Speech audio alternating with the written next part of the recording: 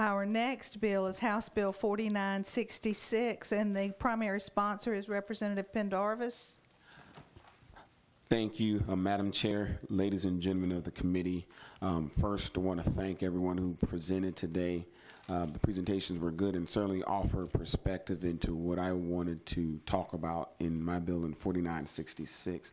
As I listened to the testimony, I think there was an overwhelming sentiment in regard to the issues that we face when it comes to school safety. I think everyone would agree that the issues are complex, that the issues are delicate, and the only way to solve them is going to be a comprehensive approach and a collaborative approach that touches on many of the things that were discussed today in the form of SROs, mental health, school safety plans, even how you limit access to guns.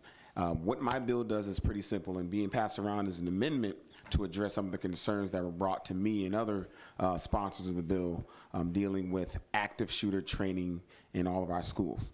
Now, as originally brought, the bill essentially mandated that the State Department of Education and SLED got together and come up with a curriculum in order to install and implement active shooter training in all of our South Carolina public schools.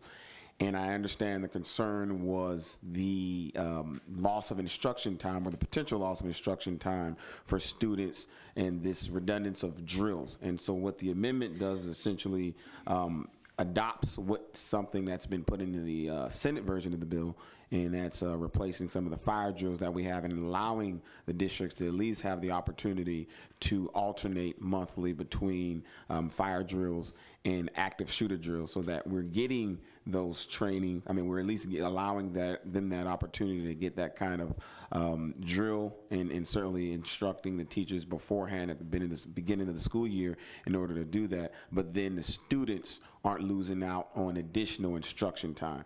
And so that essentially is what that amendment does, and that's certainly something that I would hope that the committee, once and at the appropriate time takes up, is willing to adopt. Thank you.